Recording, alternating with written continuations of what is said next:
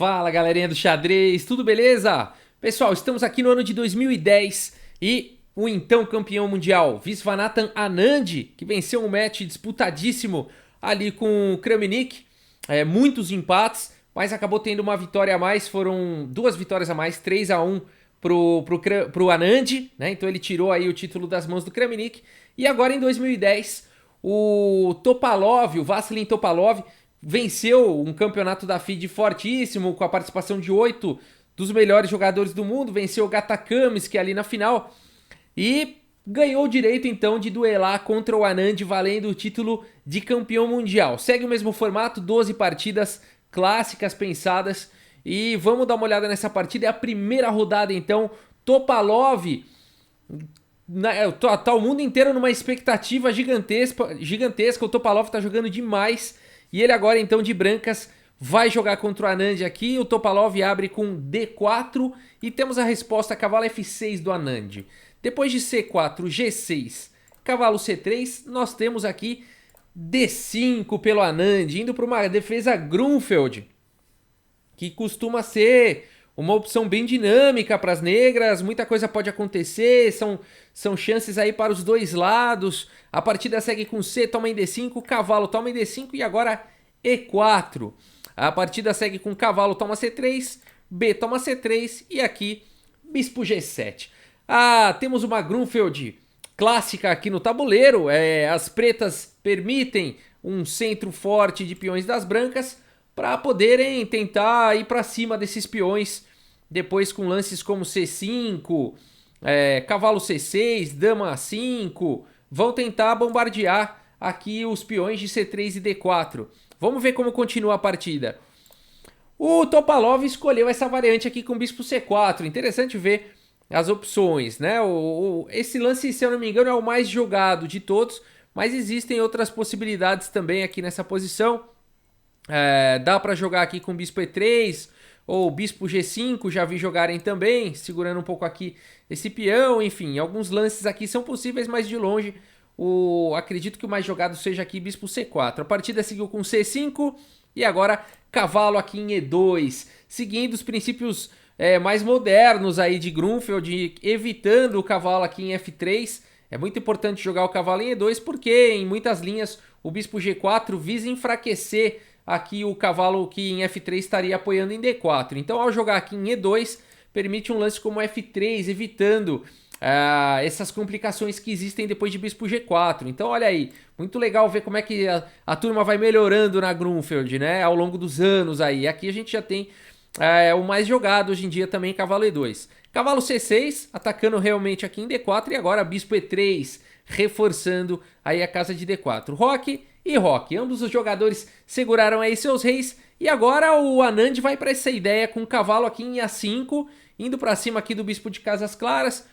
O bispo volta aqui para D3 e agora o lance B6. Além de defender mais uma defesa aí para o cavalo, liberar a dama, abre também para o bispo poder jogar na partida e também adiciona uma defesa aqui em C5.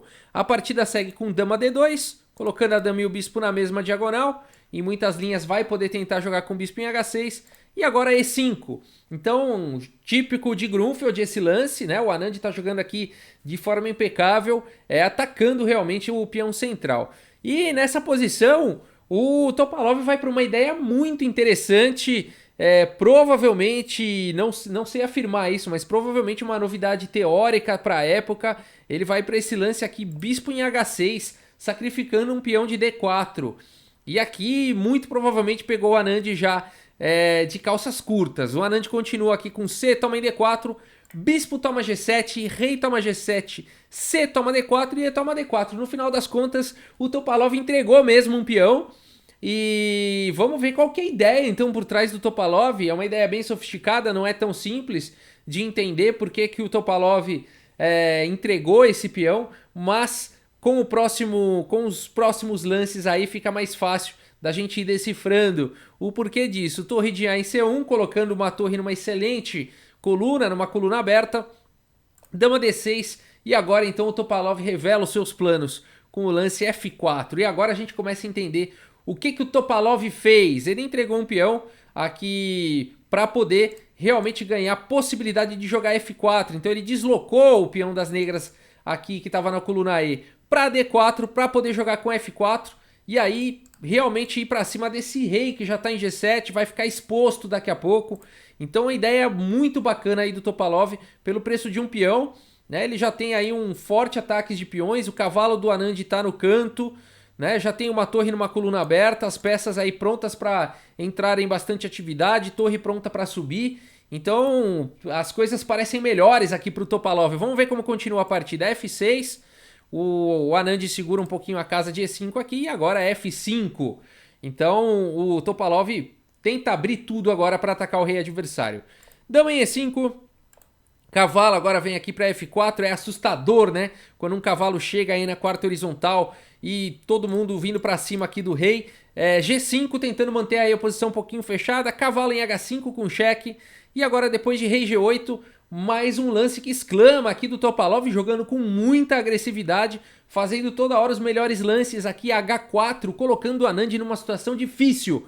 Uma situação de difícil defesa, o Topalov está ameaçando abrir toda a posição e partir para um ataque ao rei. A partida segue com H6, defesa corretíssima do Anand, H toma G5, H toma G5, e agora parece que o Anand neutralizou aí os ataques do Topalov, mas o Topalov vai para mais um lance de agressividade aqui, que é o lance torre F3, toda a subida de torre, né, no meio jogo, no lance 23 praticamente não, no lance 23, toda a subida de torre é bem agressiva quando ela é no meio jogo, assim, né, e agora é assustador, mais uma vez, a situação aqui pro Anand.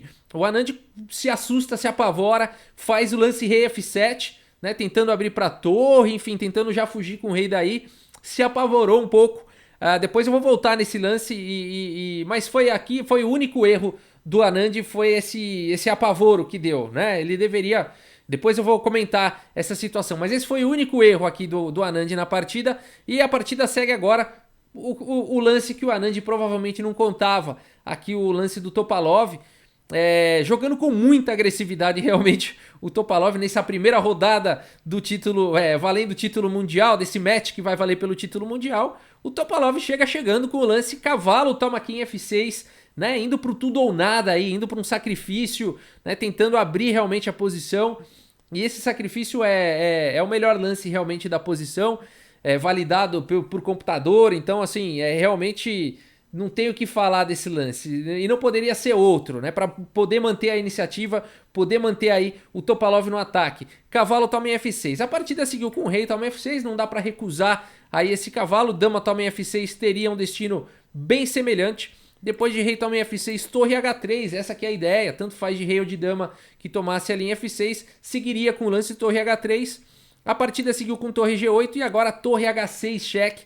Olha a questão do rei exposto aí, e a posição começa a ficar complicada, por quê? A torre está aqui defendendo esse peão de G5, o rei não pode vir aqui para G7, por exemplo, seria suicídio, viria dama, toma aqui em G5, né, defendendo a torre, atacando o rei com sequência de checkmate em mais alguns lances. Então rei F7 foi jogado pelo Anand e pelo menos a torre continua defendendo aqui em G5. A partida seguiu com torre H7 cheque e agora rei E8, torre de C em C7. Uma posição monstruosa aqui do Topalov, uma agressividade máxima, né? Duas torres na sétima, tá com uma peça a menos, mas tá com um peão passado, né? O bispo tá com facilidade de entrar na posição. Existe uma pressão da dama aqui em direta em D4. Posição muito difícil pro Anand. O Anand tenta ainda com rei D8. A partida segue com mais um lance fantástico aqui do Topalov, um lance exclama, que é o lance aqui, bispo B5, jogando com extrema agressividade, jogando o bispo aqui na cara da dama, né? Mas na verdade aqui ele tá de olho na casa de D7, tá pensando já em sequências táticas que a gente vai ver daqui a pouco. Coloca também pressão em D4, como eu falei, difícil posição pro Anand, o Anand continua agora com dama, toma aqui em E4, e a partida segue com torre toma aqui em C8, e nessa posição sacrifício, mais um sacrifício, agora um sacrifício de qualidade. Nessa posição o Anand abandonou aqui no lance de número 30. É uma partida rápida, o Topalov foi duro nessa Grunfeld aí do Anand, castigou de forma seríssima a sequência com cavalo A5, B6, o Anand não suspeitou de nada, foi jogando ali uma Grunfeld normal. mas o lance rei F7 ali apavorou e aí deixou o Topalov seguir com tudo que ele queria, com toda essa agressividade. Rafael, mostra aí algumas coisas aí pra gente. Primeira dúvida que eu acho que pode existir aqui nessa posição é por que não tomar aqui de dama, né? Se tomasse aqui o bispo, seguiria com sequência de checkmate aqui forçado em 4 lances, com dama toma D4. Então a ideia era essa, desviar a defesa de D4. E aí depois de bispo D7, torre toma aqui em D7, rei E8, torre E7, rei F8, dama F6, entregaria aí checkmate. Rafael, mostra mais. Posição final. Vamos entender aqui o que está acontecendo aqui, porque que o Anand abandonou. Bom, aqui só tem duas opções, ou tomar de rei ou tomar de torre. Se tomasse aqui de torre, simplesmente, aí essa ideia do bispo B5, né, ficar de olho aqui na casa de D7, viria torre D7 cheque, depois de rei E8, torre toma aqui em D4, abrindo um cheque descoberto, e essa dama vai ser perdida, ou seja pela torre, ou se voltar pelo bispo mais pra frente. E aqui tem até sequência de checkmate também. Então, e se tomar aqui de rei, então, vamos ver, rei toma aqui em C8, viria dama C1 aqui com cheque, e essa dama vai entrar agora, né? Vai entrar para qualquer casa que o rei for, a dama vai entrar com sequência de checkmate. Teria que cobrir com o cavalo aqui, mas aí bispo toma em C6. As pretas ainda conseguiriam trocar a dama aqui, que seria um bom negócio para as pretas, estão quase levando checkmate. Conseguiriam jogar dama E3 aqui com cheque, forçando a troca de damas. E depois de dama toma em E3, D toma em E3, o Topalov ficaria ganho aqui com bispo toma em A8. Um bispo a mais, um peão passado. Posição vencedora, uma torre na sétima, cortando o rei. Posição vencedora aqui para o Topalov, né? Por isso que então, depois de torre toma em C8, aqui o Anand abandonou aí a partida, né? Que coisa, que coisa. O Anand fez um erro na partida que foi rei F7. Vamos voltar lá. Depois não deu mais. Olha só que coisa. Se assustou e jogou o rei F7 e foi suficiente aqui para a derrota, para um nocaute do Topalov, que jogou com extrema agressividade aí a partida. Aqui rei F7 foi o erro do Anand. Aqui poderia ter jogado bispo D7 com ideia aqui de conectar também as torres, desafiar a torre da coluna C. Provavelmente o Anand estava receando como continuar depois de torre H3 aqui. Então, a melhor continuação aqui seria a torre de A em C8, partindo para essa ideia de desafiar a coluna C. E depois de torre toma C8, torre toma C8, o Topalov teria um ataque agressivo aqui com esse sacrifício, de novo em F6. Cavalo toma em F6, dama toma em F6. E agora o lance provavelmente jogar que o Topalov poderia seguir com essa sequência de E5, atacando a dama e tentando desviar a defesa aqui de G5. Depois de, por exemplo, dama toma em E5, dama toma aqui em G5 cheque, rei F8. Provavelmente o Anand não quis jogar uma posição como essa, apesar de que aqui as pretas se defendem bem. Depois de torre H7, poderia trocar aqui as damas com dama E3 cheque. E depois de dama toma em E3, D toma aqui em E3, torre toma aqui em D7, recuperando aí a peça.